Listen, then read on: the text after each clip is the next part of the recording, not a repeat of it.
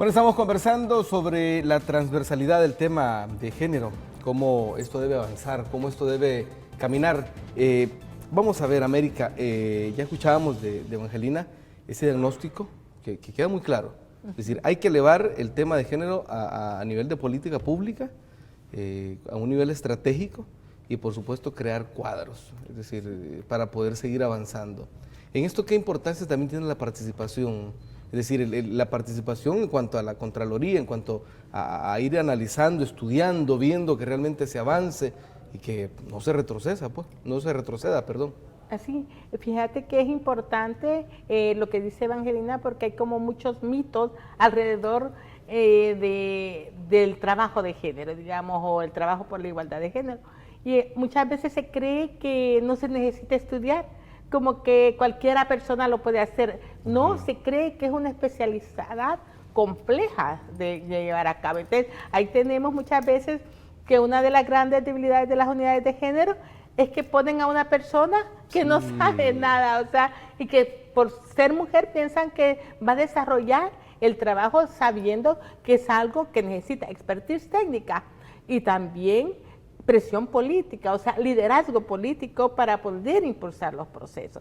Entonces nosotras, digamos, siempre decimos también que también hay otro mito que está relacionado a las políticas de igualdad, que es que pensar que las mujeres somos un sector de la población y que por lo tanto las políticas de igualdad de género serán pequeñitas, ¿verdad? Y podrán hacerse con poquitos recursos, porque se cree que las mujeres somos un sector. No, hombre, son más de la mitad de la población. Entonces, esa visión de que las políticas públicas de igualdad tienen que impactar a la población, porque las mujeres somos más de la mitad de la población. Entonces, esos aspectos son de los que nosotras como observadoras, como analistas, ¿verdad?, de la igualdad de género en El Salvador, ponemos a la vista. O sea, hay muchos sesgos de género. Digamos, por ejemplo, nosotras hemos hecho este informe que tiene que ver con los avances después a 20 años de la Plataforma de Acción de Beijing, que también es un compromiso para que el Estado salvadoreño tiene. ¿Lo pueden enfocar?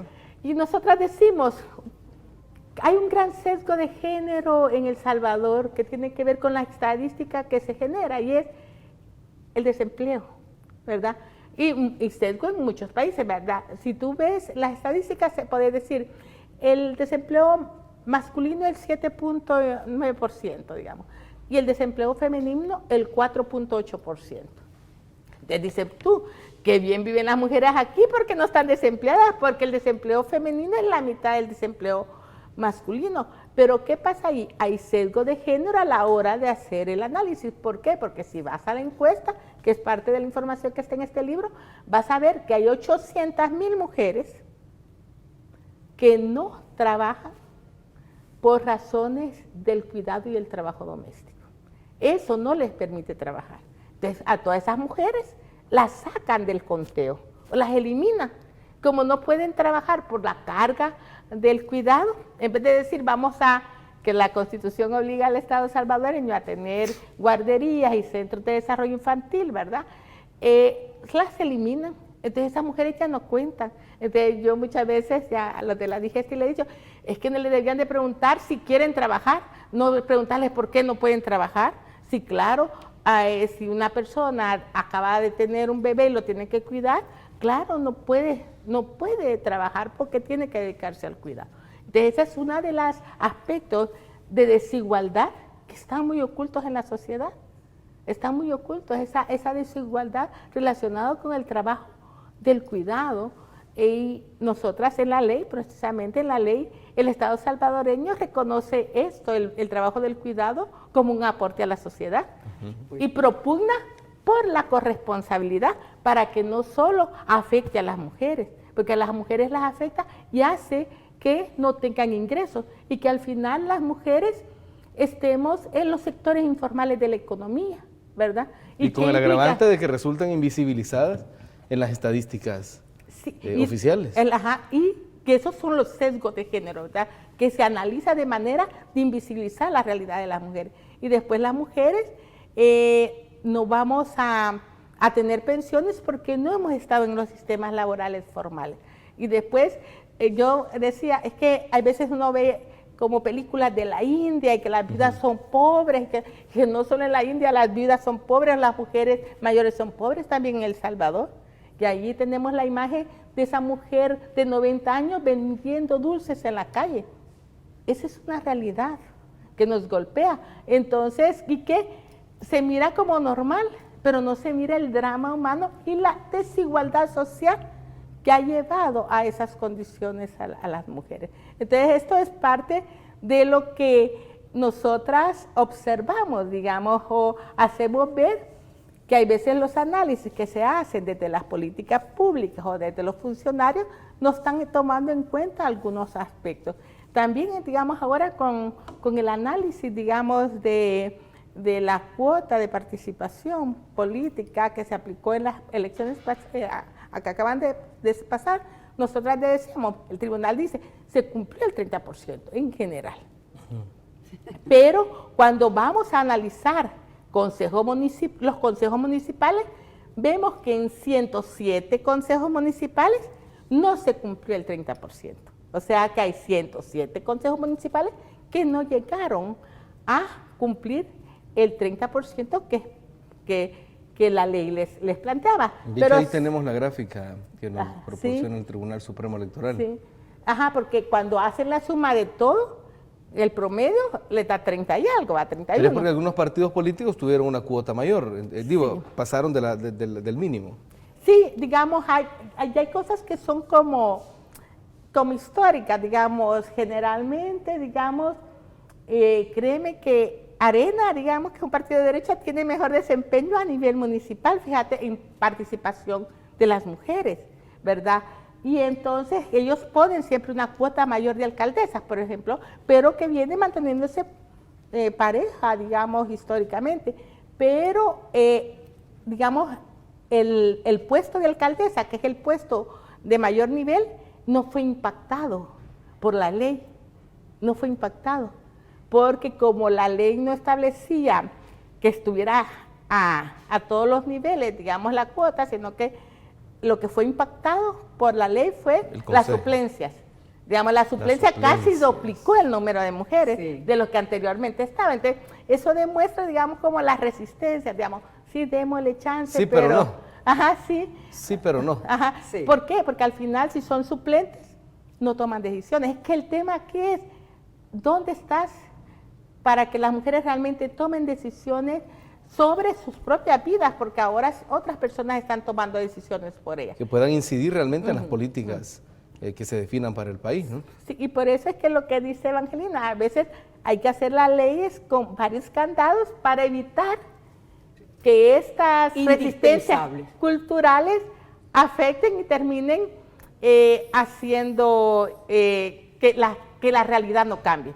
Sí. Que hayan políticas, que hayan cosas escritas, pero que la realidad de discriminación, exclusión y desigualdad no cambie. Ahora, América, ustedes todo el tiempo han estado analizando la realidad, generando ese tipo de informes, este tipo de lectura de la realidad, pero ¿qué avance significa para ustedes la creación del observatorio? Para nosotras, y como dice Evangelina, este cambio, digamos, de pasar de políticas como segregadas de género a políticas públicas transversalizadas en igualdad de género, representa un reto para todas las personas, claro, para la institucionalidad, pero también para la sociedad civil, ¿verdad? Porque muchas veces hemos estado acostumbradas a estas políticas que son más como de alivio a la pobreza de las mujeres. Hay varias políticas, digamos, que han sido de esa deficiencia, digamos, donde que aquí existen, ¿verdad? Como esa del vaso de leche, estas políticas que en base al trabajo gratuito de las mujeres se genera una condición favorable, digamos, en la nutrición infantil. Eso ha sido históricamente como las mujeres han sido vistas en las políticas públicas, como un factor de eficiencia para que las políticas no salgan tan caras en base al trabajo gratuito de las mujeres, que cuando haces ese tipo de política no estás impactando la posición de las mujeres en la sociedad, porque estás usando precisamente esa posición subordinada como parte de tu política. Entonces eso es lo que nosotras decimos, bueno, sí ayudan a las mujeres, digamos, ¿verdad? Porque que les den $10 a que no se lo den es algo que puede hacer una diferencia en sus vidas. Pero cuando nosotras estamos hablando, queremos hablar de políticas de desarrollo de las mujeres, de políticas que permitan a las mujeres tener voz, como tú dices, ¿verdad? Tener voz, decir lo que les está pasando, decir cuáles son las soluciones y además que no todo su trabajo no sea para ellas, porque hay muchos mecanismos de empobrecimiento de las mujeres que están bien claros. Digamos, el tema de por qué las mujeres no tenemos tierras, por qué las mujeres no tenemos propiedad y que eso afecta después porque no tenemos acceso a créditos, porque hay una serie de mecanismos sociales que limitan a las mujeres al acceso de esos bienes tangibles. Entonces, nosotras decimos, hay avances en el reconocimiento, ¿verdad? Hay avance en el reconocimiento, como lo estaba diciendo. Si el Estado salvadoreño reconoce que el trabajo del cuidado doméstico es un aporte de las mujeres a la sociedad salvadoreña, pero ¿cómo le retribuye a las mujeres salvadoreñas ese aporte? Es lo que falta hacer para realmente mejorar esa situación de desigualdad. Porque mientras no se regrese de alguna manera a las mujeres todo ese aporte que dan a la sociedad, alguien se está quedando con ese trabajo gratuito de las mujeres, con ese aporte de ellas, y que al final no será capitalizado por las mujeres. Pero yo te preguntaba sobre el observatorio, Ajá. específicamente, ¿cómo piensa funcionar el observatorio? Mira, el observatorio en este momento hemos priorizado 4 áreas de análisis. Listo. Porque estamos en esta primera etapa que no se ha terminado de instrumentar o de generar los mecanismos de seguimiento a las políticas. Entonces tenemos 4 áreas, una que es del fortalecimiento institucional, que le hemos llamado, que es donde vamos a medir qué tanto están cumpliendo el ente rector, que es el INTEMO, y qué tanto está cumpliendo el ente garante de evitar la discriminación, que es la Procuraduría General de la República.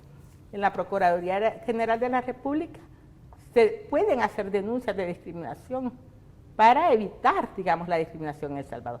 Entonces, en eso se mide a través de lo que llamamos fortalecimiento institucional, en base a indicadores según lo que la ley les mandata hacer. Y tenemos otra área que es la transversalidad de la igualdad, que es cómo medimos si las instituciones están cumpliendo sus mandatos de ley. Digamos, estos indicadores serían de transversalidad de la igualdad. Listo. Tenemos otras 2 áreas, una que tiene que ver con la participación política de las mujeres, donde estamos viendo cómo se van a mover las brechas de desigualdad. Les decimos, en este momento estamos haciendo como nuestra línea de base, de dónde partimos en materia de brecha en participación política. Tenemos que ver si dentro de unos años esas brechas se mantienen, se hacen más grandes o disminuyen. Si disminuyen, la ley estaría impactando. También hemos considerado importante ver las brechas de desigualdad en la participación económica, especialmente porque es terrible el desempleo femenino. Las mujeres no podemos tener empleo en este país. Ya de por sí el empleo en general es difícil, pero el desempleo femenino es terrible y consideramos que es una gran desigualdad social. Evangelina, ¿cómo ves este esfuerzo que están haciendo, en este caso en la concertación, para poder ir llevando ese pulso, ir midiendo el pulso de cómo avanza realmente? Me parece formidable, y el hecho de que sea una iniciativa de la sociedad civil le da aún mayor valor, porque además es una sociedad civil que tiene autonomía desde el punto de vista ideológico y que está presentando un instrumental de carácter objetivo que permite hacer ese seguimiento. Ahora bien, una cosa que yo anoto respecto no solo del esfuerzo del observatorio, sino en general a lo que haya que cambiar en materia de políticas públicas, es darnos cuenta de cómo el trabajo de cuidado es considerado por la sociedad como no trabajo. Desde el año 1975 se hizo la primera evaluación del valor económico del trabajo doméstico, del trabajo voluntario de las mujeres que no es remunerado. Y ya en el año de 1975, una especialista de la OEA calculó que, por ejemplo, en los Estados Unidos, el valor económico del trabajo no remunerado de las mujeres en el hogar, de las mujeres que en el campo acompañan al marido en la siembra y les hacen la comida, de las amas de casa, de las que trabajan en el negocio del marido sin cobrar sueldo, eso representa la suma de en el año 75 representaba la suma de $2 billones, que eran cerca del 25% del Producto Interno Bruto de los Estados Unidos. Nosotros en Venezuela, en los años 90, hicimos ese trabajo de hacer una evaluación del valor del trabajo voluntario de las mujeres que no reciben salario y nos encontramos con una cifra semejante. 28% del Producto Interno Bruto de Venezuela, una cifra semejante, es el valor económico que se le paga, digamos, que habría que pagarle a una ama de casa. Que no se le paga, deja de pagar, que no se le paga. Yo recuerdo que en Venezuela hubo una sentencia de una jueza que se hizo famosa, que una vez, digamos, un hombre llegó, atropelló a la mujer y bueno, dejó a la familia sin la esposa. Y el hombre fue demandado y la sentencia de la jueza estableció que el responsable tenía que pagar el equivalente a un sueldo de una persona que atendiera a la familia. Eso es histórico. Entonces, el valor económico del trabajo doméstico y del trabajo voluntario es inmenso. Por eso, las políticas públicas de seguridad social no pueden ser solo políticas de seguridad social para el trabajo remunerado. Ese es uno de los cambios fundamentales que hay que introducir en materia de políticas públicas en el plano de la igualdad. Este observatorio es verdaderamente una iniciativa importante que tenemos que apoyar, que se irá depurando, que se irá mejorando en la medida que la práctica y, digamos, los cambios que se van sucediendo dentro del Estado salvadoreño den para ello. No hay que olvidar de ninguna manera que el tema de la igualdad es un tema de largo plazo y que no toca solo con el tema de las políticas públicas que tienen que ver con los procedimientos de los ministerios, sino que toca incluso con las personalidades. Uno de los elementos estratégicos al cual hay que penetrar con todas las negociaciones habidas y por haber, llamando al Espíritu Santo, a todo el que haya que invocar, es meternos con el tema del sistema educativo, porque ahí es donde se forma la feminidad y se forma la masculinidad. Los medios de comunicación tienen un poder de formación enorme y eso también, digamos, transmite estereotipos y nosotros tenemos que hacer que la idea de igualdad cale en los sentimientos de las personas. Bueno, ¿se forma o se puede deformar también? Porque... Si tú lo dices... Digo, es una responsabilidad inmensa de parte del sistema educativo y de los medios de comunicación. Absolutamente, absolutamente. Entonces, frente a los medios de comunicación, un sistema democrático no puede haber, digamos, intervenciones de tipo de censura, ni mucho menos. Y aún así, el espíritu humano es libre para generar cualquier tipo de idea que cae en la formación de los individuos. Pero tenemos el sistema educativo que tiene el deber de generar actitudes que sean proclives a la democracia, a la libertad, a la igualdad, etcétera, etcétera. Entonces, ese es uno de los puntos estratégicos, pero es uno de los puntos más difíciles. Definitivamente. Difíciles. Entonces, la negociación hay que mantenerla, pero hay que ir al sistema educativo. Definitivamente. Vamos a ir a una segunda pausa. Cuando regresemos, seguimos hablando, sobre todo, me gustaría una opinión, América, de cómo avanza el tema de la reducción del índice de desigualdad de género en el plan quinquenal 2014-2019. ¿Cómo esto está contemplado? ¿Cómo ustedes lo ven? Y, por supuesto, Evangelina, quiero que nos digas a las amigas y amigos que nos ven, ¿cuál debe ser la actitud de la ciudadanía frente a este tema? ¿Listo? ¿Te parece?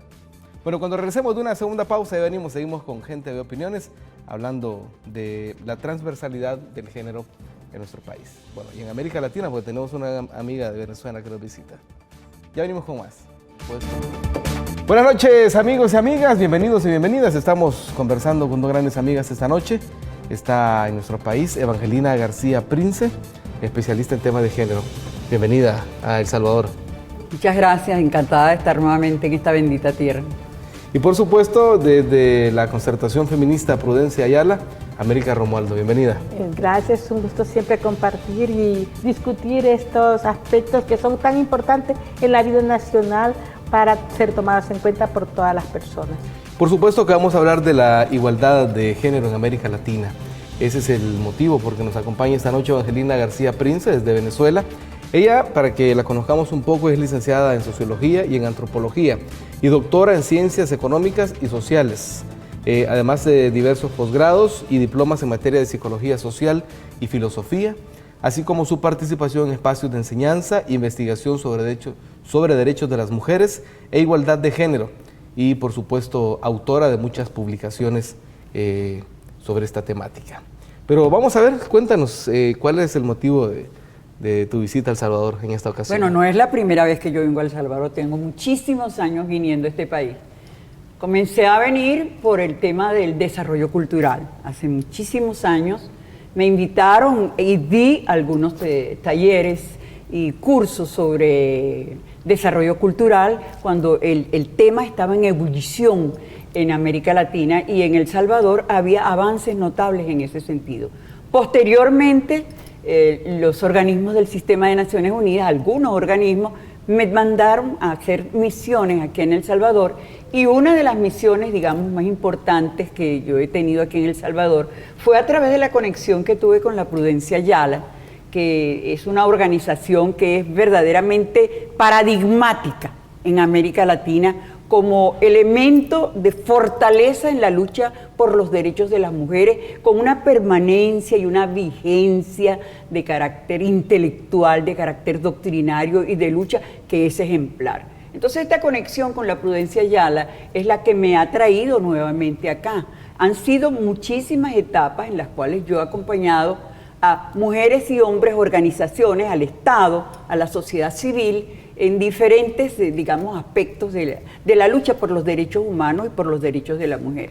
Incluso estaba recordando yo hace poco que una vez me mandó la oficina de la Alta Comisionada de los Derechos Humanos de Ginebra a hacer una evaluación de un proyecto de derechos humanos que lo dirigía el doctor Florentín, que es una persona admirable. Y en ese momento, bueno, yo tuve la posibilidad de estar aquí casi 2 meses viviendo en El Salvador, evaluando pues ese trabajo tan notable. De manera que me has tenido aquí en El Salvador visitándolo por asuntos del desarrollo cultural, de los derechos humanos, por los derechos de la mujer.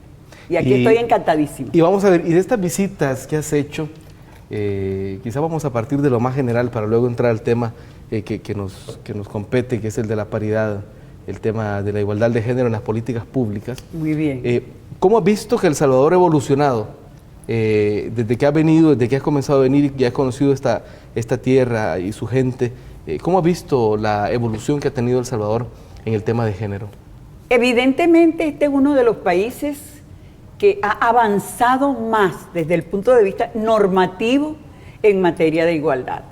Yo te puedo asegurar, porque conozco muy bien la realidad de toda la región, que por ejemplo, la Ley de Igualdad de El Salvador es una de las mejores leyes de igualdad que hay en toda América Latina.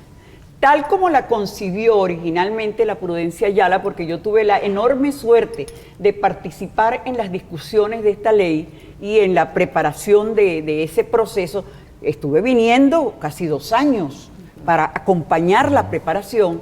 Entonces se creó, la Prudencia Ayala creó un instrumento maravilloso dentro de una perspectiva muy objetiva de lucha, porque hay que ver lo que significó en El Salvador plantearse ante los diferentes actores que tienen peso político, que no son solo los partidos políticos, sino diferentes actores que tienen peso político, para vetar o para acelerar un proceso de desarrollo y crecimiento en materia de derechos humanos, lo que significó aquella labor cuidadosa de negociación permanente y delicada que llevó adelante la Prudencia Ayala hasta que logró que se negociara al interior de la Asamblea Nacional la ley de igualdad que tenemos en este momento en este país, y en el cual se introducen cuestiones absolutamente novedosas en América Latina que infortunadamente con posterioridad no ha logrado desarrollarse,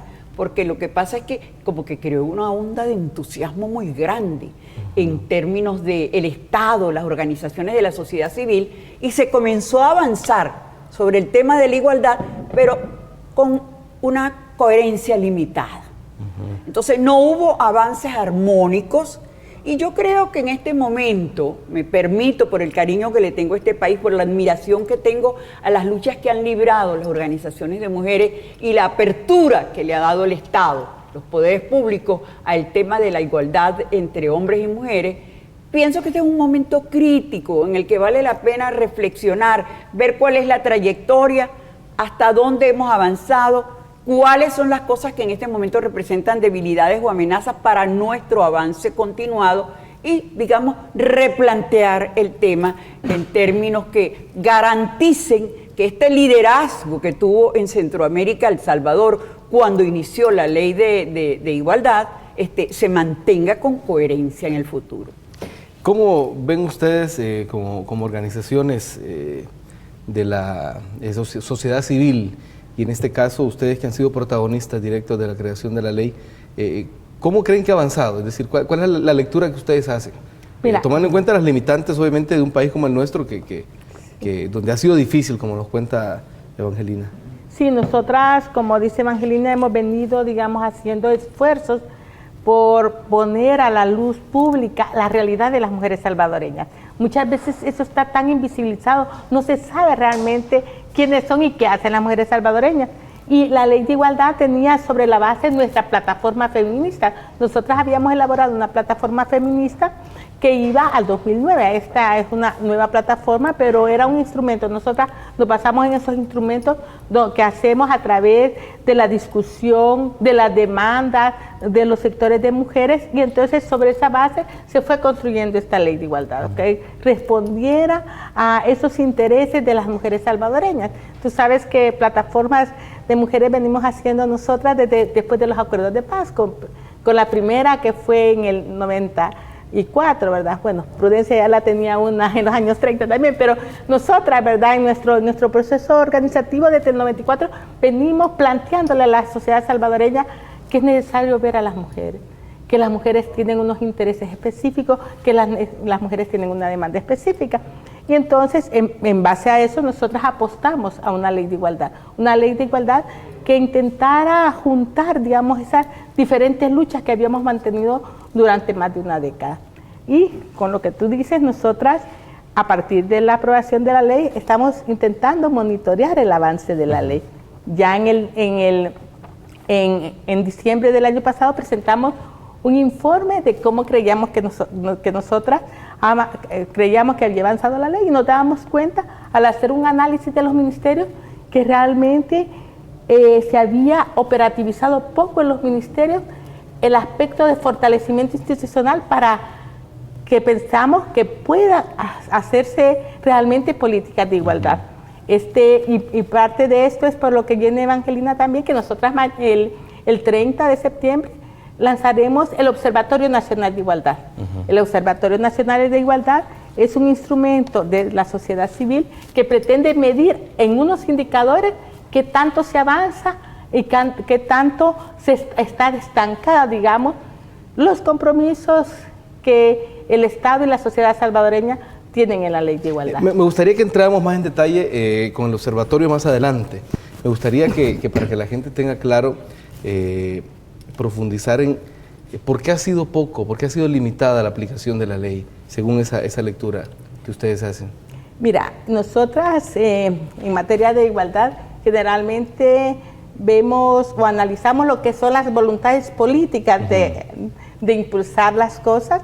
Creemos que ha habido poca voluntad política. Digamos, nosotros aquí analizamos cuatro indicadores, digamos. ¿Cuáles ministerios habían creado unidades de género para hacer frente, digamos, al compromiso de la ley? ¿Cuántos habían hecho un plan de igualdad institucional que les permitiera garantizar, retomar, digamos, los compromisos de la ley? ¿Cuántos habían reformado su legislación interna, ya que la Ley de Igualdad mandata hacer una reforma institucional de reglamento precisamente para poder eliminar la discriminación existente. Claro. Porque si no sí, muchos de esos reglamentos datarán de hace 30, 40 años. Sí, y deben estar con un lenguaje y con una... y una invisibilización de esa realidad que es discriminatoria. Y otro que también mediamos es que tanto presupuesto se asigna a las acciones, porque efectivamente se pueden escribir acciones ¿Esa muy lectura bonitas. es de qué momento? Esta lo hicimos el 2 de diciembre del año pasado. ¿Y cuántos ministerios en ese momento habían creado sus unidades? En este momento, 5 ministerios de 13 habían creado su unidad, que correspondía a un 38%. Uno había hecho políticas y 3 tenían recursos, digamos, ¿verdad? Y solo uno había homologado su normativa interna. Entonces... Es muy bajo el porcentaje de avance, entonces. Tomando en cuenta que la ley le daba 6 meses. O sea, esto lo hicimos después de 3 años de vigencia de la ley. Y la ley le daba 6 meses para hacer estos procesos. Entonces, de alguna manera consideramos que sí no se estaba priorizando, digamos, este proceso en la institución. Entonces, esto nos daba una idea de que no podíamos pensar que realmente se estaba transversalizando la igualdad en la institución si no se estaban generando los mecanismos que posibilitaran dicho proceso.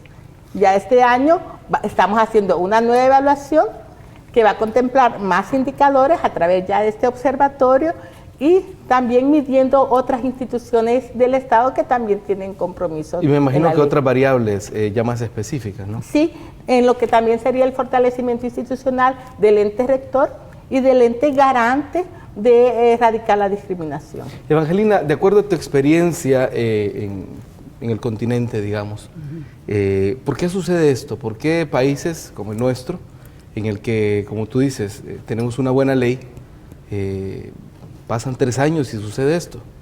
Bueno, yo acabo de terminar para el PNUD regional de América Latina y el Caribe un diagnóstico regional sobre, digamos, las experiencias, los proyectos, las experiencias, las políticas que tratan de transversalizar en las políticas públicas el tema de la igualdad de género. Y los resultados de este primer diagnóstico son realmente preocupantes. Son preocupantes porque presentan, digamos, un panorama de diversidad y de, digamos, heterogeneidad de experiencias y que la ausencia de ciertos aspectos que son críticos para que las políticas de igualdad avancen. Me explico. El tema de las políticas de igualdad es un esfuerzo por hacer un cambio cultural sobre un sistema de vida histórico que tiene 7.000 años de antigüedad y que se llama patriarcado. Ese patriarcado, la discriminación, la exclusión de las mujeres, la desigualdad, no se remedia, no se arregla hasta obtener un clima de igualdad pleno y sustantivo, ni en un periodo, ni en 2, ni en 3 periodos de gobierno. Estos son largos, estos son cambios que hay que planteárselos a largo plazo. Por ejemplo, esto que relata América, de lo que está ocurriendo en El Salvador, de que hay unos ministerios que van por aquí y otros ministerios que van por allá, unos que han tomado la iniciativa y otros, eso es así y tiene que ser así. ¿Por qué? Porque no es lo mismo cambiar hacia la igualdad todo lo que es la operatividad del Ministerio de Salud en comparación con la operatividad del Ministerio de Educación. Claro. Fíjate que tú, para cambiar hacia la igualdad, lo que tiene que ver con el Ministerio de Educación, los actores son múltiples. Tienes que trabajar con los maestros y las maestras, tienes que trabajar con los estudiantes, con los padres de familia, tienes que meterte con los productores de los materiales pedagógicos que van a la escuela, tienes que meterte, es decir, con una gran cantidad de actores para transformarlos desde el punto de vista de sus actitudes frente a los muchachos y las muchachas, frente a las niñas y los niños. Entonces, es posible, y eso es lo que uno espera, que se asuma el tema de la transversalidad de la igualdad como una estrategia. Y bien sabemos que una estrategia se diseña para aprovechar ciertas oportunidades, aprovechar ciertas fortalezas, pero que a veces la estrategia se enfrenta a verdaderas amenazas. En este país, como en todos los países, hay instituciones que no creen en la igualdad, que van a luchar contra la igualdad, que creen que la igualdad opera en ciertos planos y en otros no. Por ejemplo, dentro del sistema político. El sistema político es el sistema donde mejor se expresa, es el mejor, digamos, homologado de lo que es la desigualdad entre hombres y mujeres. Cambiar la cultura política para hacer que las mujeres tengan representatividad equitativa, eso es un cambio cultural muy grande, porque el poder es de los varones. Eso es histórico. Hay una relación de poder desigual, totalmente marcado. Entonces, tiene que ser, se puede avanzar, pero se va a avanzar siempre estratégicamente con ritmos desiguales. No es posible que se crea que vamos a avanzar en la igualdad de manera pareja. La educación, la salud, la seguridad, la vivienda, la participación política, imposible. Habrá resistencias que hay que vencer, habrá oportunidades que hay que aprovechar, habrá fortalezas que hay que descubrir y poderlas, digamos, utilizar en favor nuestro. De manera tal que en este diagnóstico nosotros llegamos a la conclusión en Naciones Unidas, en el PNUD, que hay dos cuestiones que son fundamentales para que realmente este y todos los países de América Latina avancen coherentemente en el tema de la igualdad. Y uno es, necesitamos fortalecer los cuadros que se ocupan profesionalmente del tema. Porque esto nos cayó, el tema de la transversalidad, de la igualdad, nos cayó desde el año 95 de la cuarta conferencia, hace apenas 20 años. Nos cayó del cielo esta bomba atómica que es la de la igualdad y la transversalidad, en una cultura donde el patriarcado tiene 7.000 años de discriminación y de desigualdad. Entonces, esto es a largo plazo, en primer lugar. Entonces, nos cayó eso y no estaban los cuadros debidamente formados ni preparados. Las universidades en toda América Latina, incluyendo a todos los países, incluyendo países, por ejemplo, como México, donde los estudios de género y de la mujer están tan avanzados, o la Argentina, por ejemplo, los centros de estudio universitarios no se ocupan de las políticas públicas. El tema de las políticas de igualdad es un tema de política pública.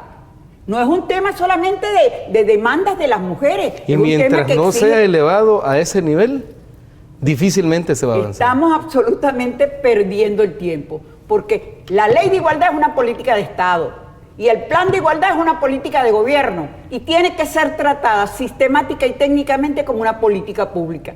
Entonces hace falta formación y hace falta darle a estos procesos un carácter absolutamente estratégico. No podemos tener planes de igualdad, que cada gobierno tenga un plan de igualdad diferente al del gobierno anterior, sino tiene que haber un plan consensuado con todos los actores donde vamos moviéndonos hacia la igualdad en la medida que podamos ir venciendo las dificultades. Esa es la realidad. Esto es una cosa de largo plazo, pero hay que ser persistentes en este objetivo. Y si ya tú tienes, como es en el caso de El Salvador, que es lo que a mí me anima, ¿verdad? Tienes un marco jurídico, como es la ley de igualdad, que es excelente. Es una cuestión, digamos, de que el Estado defina realmente que la igualdad es una prioridad de su agenda.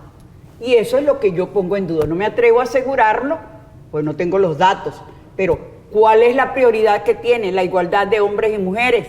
Vamos a ver cómo es el análisis de la situación de pobreza entre hombres y mujeres, el desempleo. Vamos a ver cuál es la situación de la salud, la esperanza de vida, la participación política, la representatividad. Aquí hay una ley de partidos que establece una cuota, por ejemplo, y eso no se cumple. Sí. Entonces, es una cuestión que requiere, digamos, una gerencia de alto nivel, es decir, hay que calificar aún más esto y que el Estado le dé la prioridad que debe tener. La formación para mí el darle un carácter estratégico y el obligar a que el Estado le dé un sentido de prioridad al tema de la igualdad, que es importante. Además, ya las Naciones Unidas están cansadas de demostrar desde el año 1995 que cuanto mayor es el nivel de igualdad entre hombres y mujeres en cualquier población, los avances en materia de desarrollo y democracia son mayores. Eso está comprobado científicamente. La igualdad mejora el nivel de vida, la igualdad disminuye los niveles de corrupción, la igualdad aumenta la productividad de los países. Es decir, la igualdad es una solución importante para el subdesarrollo. ¿Qué les parece si cuando regresemos de una pequeña pausa hablamos de la importancia también de la participación de las mismas mujeres en la observación, justamente para que entremos al tema del observatorio? ¿Les parece? Perfecto. Sí, bueno, cuando regresemos de una pausa, venimos con más. Estamos hablando con dos grandes amigas, Evangelina García Prince, especialista en temas de género, y por supuesto América Romualdo, de la Concertación Feminista Prudencia Ayala. Ya venimos con más.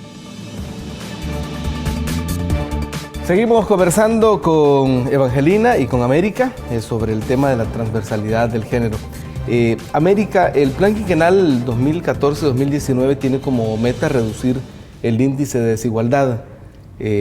¿Cómo ven ustedes esta meta y cuáles son las propuestas que ustedes tienen para lograr esto? Sí, efectivamente, nosotras estuvimos en algunas reuniones sobre el Plan Quinquenal.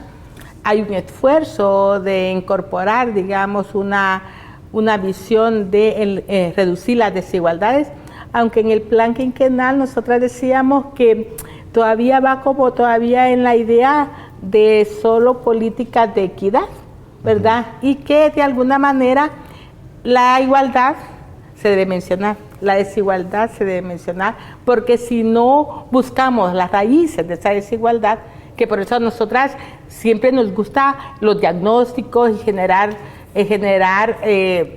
análisis, y parte también de este observatorio tiene que ver con eso. Fíjate cómo queremos generar indicadores o formas de ver la realidad de una manera alternativa. Claro, porque en nuestro país, si no se ve como un todo etéreo, amorfo, que no tiene ni patas ni cola, como decimos en El Salvador, ¿verdad? Sí. Y ya estas lecturas que ustedes hacen permiten ver realmente cuál es el estado concreto, digamos. Sí, porque nuestro país tiene una gran debilidad, y aquí hablando con Evangelina de la formación, tiene una gran debilidad en la generación estadística. Y tiene otra gran debilidad en el análisis estadístico de la información. Entonces, para nosotras, nuestra contribución también al proceso tiene que ver con eso, con generar nueva información, un análisis alternativo de las brechas de desigualdad existentes. Entonces, todavía creo que hay un tránsito, digamos, entre políticas públicas más como de alivio a la pobreza, ¿verdad? Que esa tiene una razón de ser. Uno tiene que entender también los procesos claro, de país. Vamos en un tránsito de ver estas políticas de alivio a la pobreza que de alguna manera impactan a las mujeres, y tú ves que en ese sentido se manejan algunas categorías de mujer. Se maneja la mujer jefa de hogar, o la mujer madre soltera, o la mujer en la ruralidad. Son como los conceptos que se manejan para ser beneficiarias de estas políticas, y se las maneja por su condición de ser vulnerables. Pero no se ve a las mujeres o a las mujeres en su conjunto como población en el sentido de buscar el desarrollo para ellas. Esta es como una de nuestras discusiones aún con el Plan Quinquenal, ¿verdad? Que queremos ver más política de desarrollo. Y que ese buen vivir, porque hemos discutido todo el tema del buen vivir, este buen vivir no se torne en un buen vivir con una visión androcéntrica, que sea un buen vivir de los hombres, porque en algunas cosmovisiones, digamos, el buen vivir de los hombres es que las mujeres los atiendan, que las mujeres respeten, digamos, esa es su condición de género y de ama de casa. Entonces eso a nosotras nos preocupa, digamos, y hemos manifestado nuestra preocupación, digamos, tanto al compañero Marcos, que redactó el plan, y al presidente propiamente a través de comunicados, que nos preocupa, digamos, que no se vaya, que todos estos conceptos se vayan generando sobre bases que no permiten el desarrollo de las mujeres, que mantengan la condición de subordinación de las mujeres.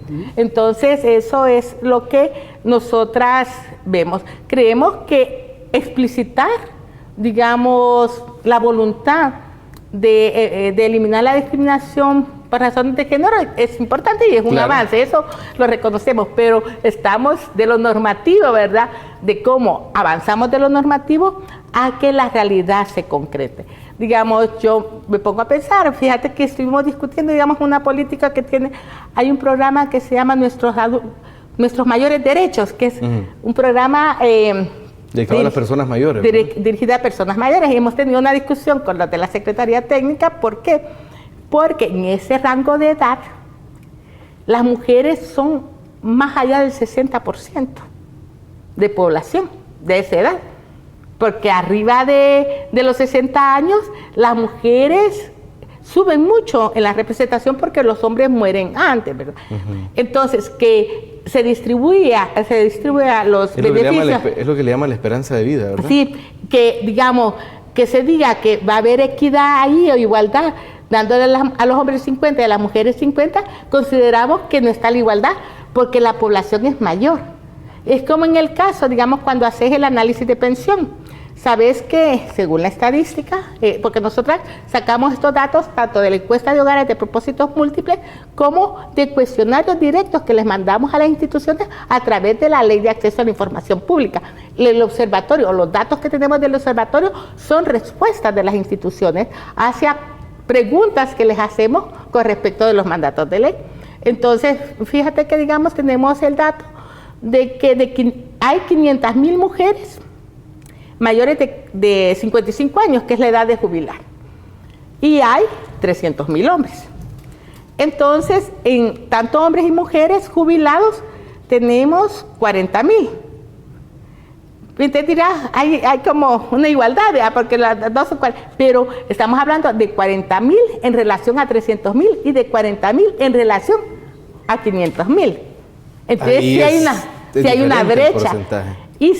Y lástima que no hemos podido sacar el dato, digamos, cuántas de esas 40.000 mujeres jubiladas no son jubiladas por cuenta propia, sino que son beneficiarias, ¿verdad? Porque eso refleja el impacto que tiene. Reciben una pensión, pero es porque eran la esposa o...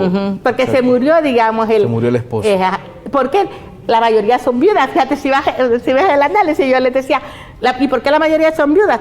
Porque si no permanecen viudas, les quitan la pensión, ¿verdad? Porque ese tipo de políticas existen en nuestro país. Entonces, eso son como esos sesgos de desigualdad que muchas veces no los vamos analizando. Pensamos que todo aquí es equitativo y justo, y no vemos que donde realmente están estas desigualdades presentes en la vida cotidiana de las mujeres. Listo. América, el tiempo es cortísimo, se nos va como agua entre las manos cuando hay buena conversación.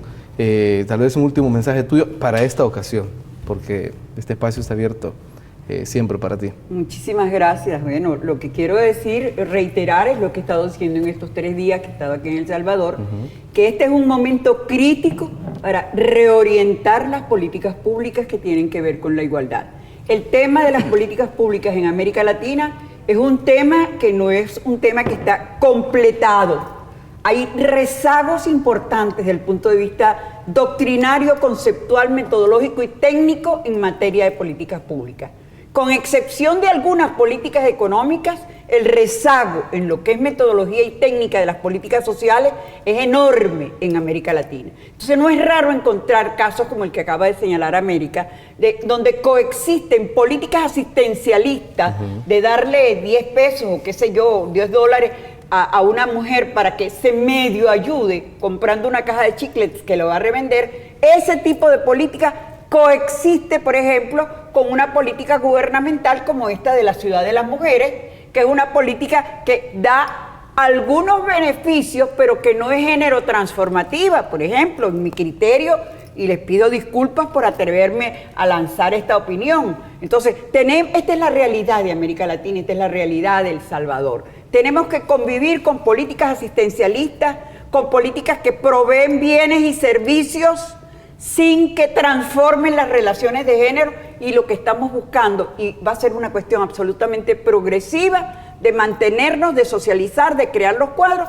políticas que realmente cambien las relaciones de poder, liquiden la subordinación, y esto es algo que hay que tener a largo plazo y que necesita un pacto político, porque este no es un problema económico, este es un problema político en el que es necesario que haya coincidencia de los factores de poder para seguir avanzando.